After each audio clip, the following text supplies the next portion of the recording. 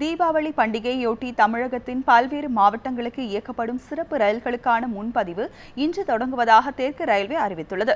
தீபாவளி பண்டிகைக்கு சொந்த ஊர் செல்லும் பயணிகளின் வசதிக்காக திருச்சி சந்திரகாசி இடையே நவம்பர் 8ஆம் தேதி காலை 10:15 மணிக்கு சிறப்பு ரயில் இயக்கப்படுகிறது.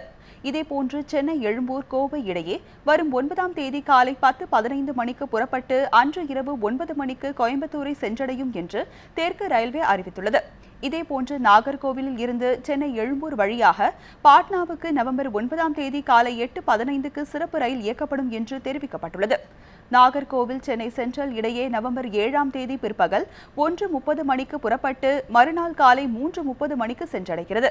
மறுமார்க்கத்தில் சென்னை சென்ட்ரல் நாகர்கோவிலில் விரைவு ரயில் நவம்பர் 8ஆம் தேதி மாலை 4 மணிக்கு புறப்பட்டு மறுநாள் காலை 5:30 மணிக்கு நாகர்கோவிலை சென்றடையும் என்று தெரிவிக்கப்பட்டுள்ளது.